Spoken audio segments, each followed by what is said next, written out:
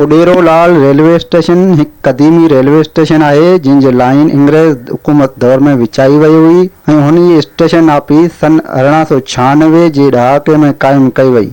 इन Uderolal railway station ते कंहिं वक्त मुख़्तलिफ़ ट्रेननि जा स्टाफ हूंदा हुआ ऐं इन रेलवे स्टेशन ते शहीद जुल्फ़कार अली भुट्टो, शहीद रानी मोहतरमा बेनज़ीर भुट्टो, बिलावल भुट्टो समेत मुख़्तलिफ़ सियासी अगवान अवामी मेड़ाकन के किताब कई। उडेरोलाल रेलवे स्टेशन तां अमर उडेरोलाल अल मारूफ शेख ताहिर जी दरगाह ते रेल ज़रिए हिंदुस्तान समेत मुल्क जे कुंड खुर्च मां यात्री पहुचंदा हुआ, जेके दरगाह ते पहुची पंहिंजनि रीतनि रस्मनि मुताबिक़ इबादतूं करे वापसि उडेरोलाल रेलवे स्टेशन तां पंहिंजे माॻनि ॾांहुं वापसि थींदा हुआ ऐं इन रेलवे स्टेशन ते तमामु घणी रौनक हूंदी हुई।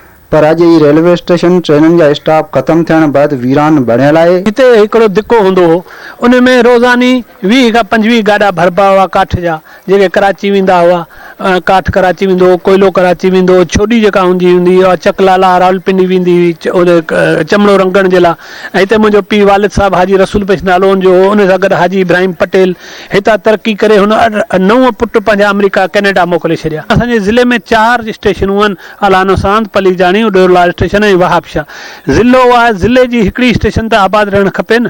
हिते हिकिड़ी बि स्टेशन आबाद कान्हे, असीं करियूं छा, कंहिंखे चऊं? रिक्वेस्ट कंदासीं त हू असांजे उडेरोलाल स्टेशन ते का हिकु गाॾी 2 गाॾियूं बिहारीनि जी हिते जी आवाम खे, जेका 50-60 हज़ार जी आवाम आहे उन शहर जे इर्द गिर्द, ॿाहिरि जा पंजाबी आहिनि जेके पंजाब वेंदा आहिनि, उन्हनि लाइ सहूलियत थिए ऐं माण्हू अचनि वञनि। असांखां कर हितां हैदराबाद जेका सहूलियत आहे, जेका 42 किलोमीटर आहे, असांखे सहूलियत थिए उन जी। असांजी सस्तो भाड़ो हो, सस्ती ॻाल्हि हुई। जी मोहतरमा बेनज़ीर भुट्टो शहीद थी, असांजो उडेरोलाल स्टेशन जो रेलवे प्लेटफॉर्म जो ॼण वीरान ई थी वियो।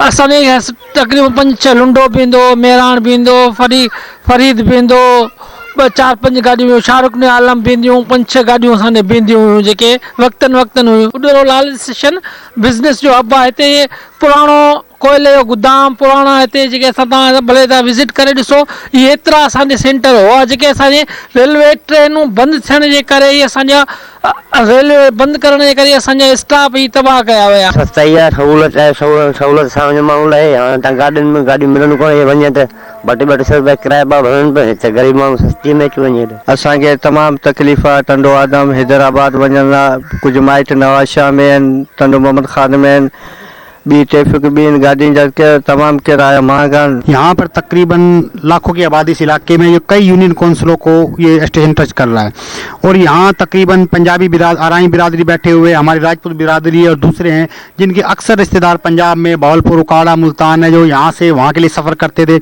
और पिछले दौर में 2013 वाले में भी यहाँ ट्रेन का स्टाफ होता था और काफ़ी यहाँ से लोग सफ़र करते थे सफर।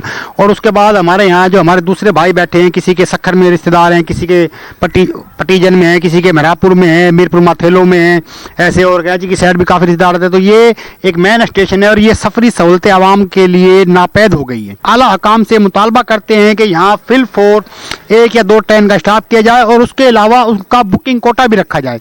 अब सफ़र तो हम लोग यहाँ से करते हैं, लेकिन बुकिंग हमारे टंडो आदम से हो या हैदराबाद से हो तो हमारे स्टेशन के हिसाब में नहीं आती। अगर यहाँ से आप बुकिंग का कोटा रखोगे तो इंशाल्लाह यहाँ टंडो आदम से भी ज़्यादा अर्निंग होगी और आवाम को भी सहूलत होगी। हुकूमतों का काम है आवाम को सहूलतें देना। इस जब से ये हुकूमत आई है ये स्टाफ बिल्कुल ख़त्म हो गया। 99-98 में असां माल ईंदो, गाड़ियुनि जे ज़रिए ईंदो, रेल जे ज़रिए ईंदो। अॼु किराया बि टाइट थी विया आहिनि ऐं रेल न बीहण जे करे नुक़सानु काफ़ी थी वियो शहर खे। बिल्कुलु वापारी काफ़ी नुक़सानु वापारी जो आहे।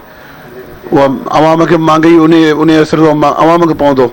सस्तो किरायो हूंदो त फ़ाइदो आवाम जो रिलीफ आहे। उन में त मुतालबो कंदा रेल वरी असां बहाल कई वञे, साॻी जीअं टाइमिंग हुई, जीअं सर्विस हुई, ईअं ॾिनी वञे रेल पैसेंजर लाइ बि ऐं लोडिंग आवाम जे लाइ बि, ॿई कम थी वञनि। लाज़मी ॻाल्हि आहे, लोकल माण्हुनि खे बि हिते बेनिफिट हुयो, तंहिंखां अलावा जेका रेलवे खे बि फ़ाइदो हुयो ऐं जेके रेलवे जा हिते मुलाज़मीन हुया उन्हनि खे इन ॻाल्हि जो त तमामु बहितरीनु बेनिफिट हुयो त उहे पंजाब वञी सघनि था या कराची वञी सघनि था।